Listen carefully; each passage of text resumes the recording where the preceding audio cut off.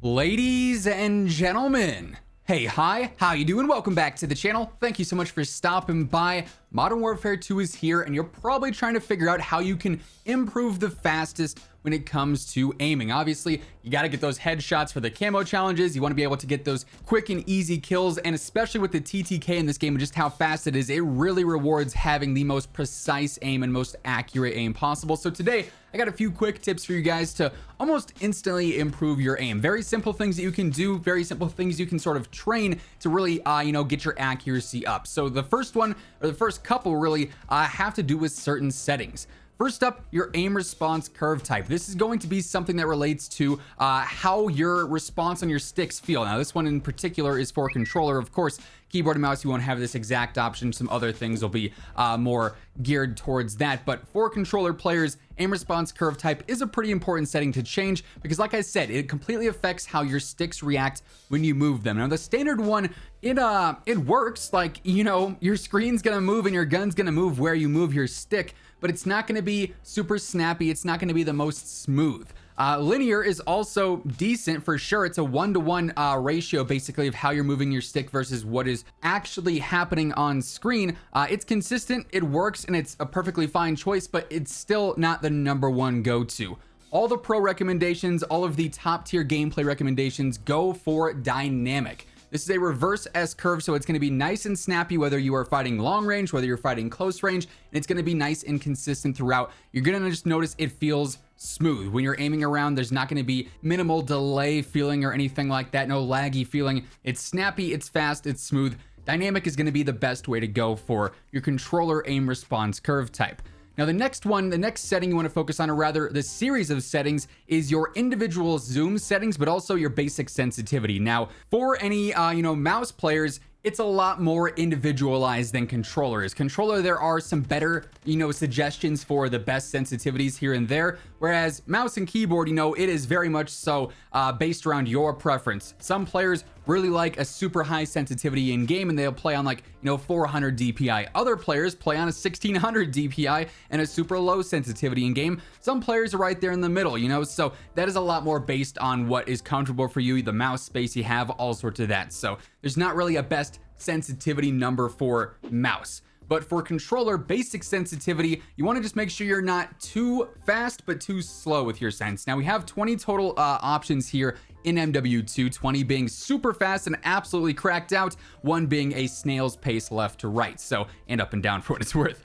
So in my opinion, anywhere between 6 and 12, 6 and 13 is going to be the go-to. That's where you'll find most pros landing with their sensitivities. It allows you to stay accurate at long distances and you're not moving too fast or too slow to keep up with enemies, and it allows you to stay accurate up close where enemies are obviously moving around a lot faster. Your camera can get broken there a lot easier. Having that sort of middle tier sense is, in my opinion and in the opinion of a lot of pro players, the best of the best, the way to go. So personally, I play on a 9-9. That's what works well for me. Some players like an 11-11. Some players like a little offset even, so you can go 11-10, 10-9, so on and so forth. But start there. Then you focus on your ADS sensitivity, and you can actually adjust the individual zoom settings for different, optics in the game. 4 to 8 times, the 10 times, the 2 to 3 times. So in my opinion, the best way to go about this based on my practice, my gameplay experience, is as you are getting a further and further out zoom, you want to have that be closer to 1. You don't want to slow that down too much. Otherwise, it's just going to be a little bit too slow to, navigate large distances. For instance, on a 10 times zoom scope, you are oftentimes very far away from enemies. And with that, while you might think having that super low sensitivity is going to be ideal because you can fine tune those movements of small enemy hitboxes, it's going to take you longer to end up scouting around and, moving from one location to the next while ADS, and it's just not going to be the way to go. So the most ideal way to go about it is for those first initial zooms, the 2 to 3 times in the more close range based zooms,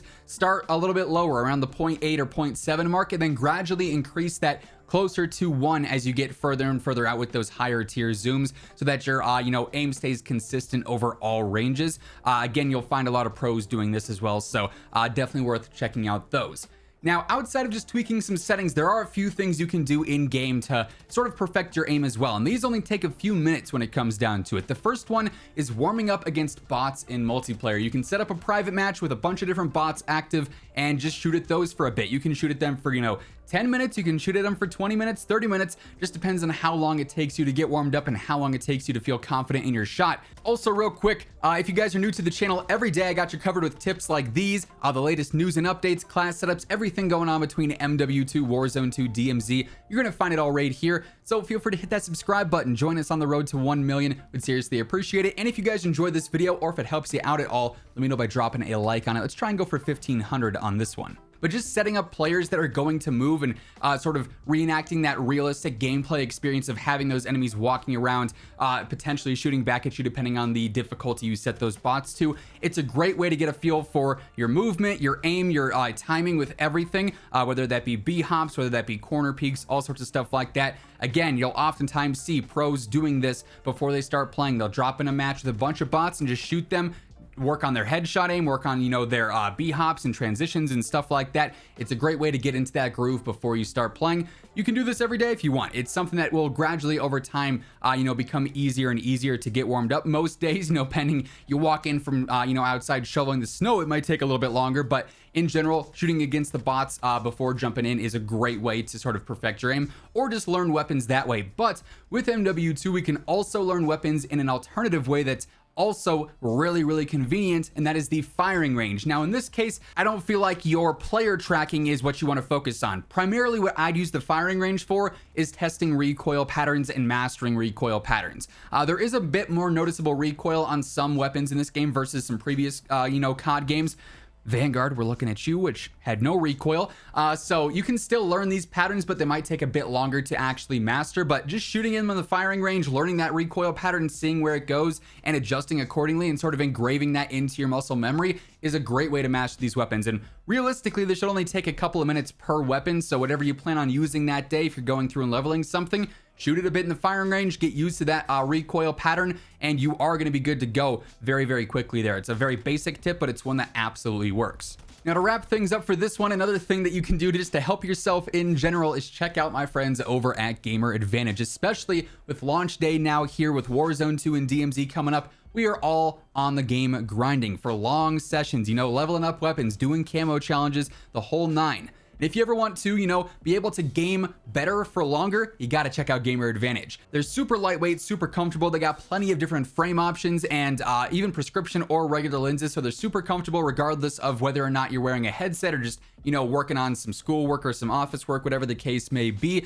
And when you go to bed at night, you can sleep better because of them as well. Wake up feeling refreshed to do it all again the next day. And if you use code Immortal at checkout, it gets you a nice little discount. Be sure to tweet me or drop me a comment down below if you pick up a pair for yourself. We'd love to see what colorways and what frames you guys are going with. But all that being said, that is going to wrap things up for this one. Those are a few quick tips to improve your aim very quickly and very easily here in MW2. If you guys enjoyed the video, let me know by dropping a like on it. And if you're new here, feel free to hit that subscribe button, turn on those post notifications. That way you can always guarantee we're up to date with the latest news, updates, class setups, tips, and everything else going on in the world of Call of Duty. But once again, thank you so much for tuning in. And until next time, take it easy, have an awesome rest of your day, and I'll catch you guys later. Peace out.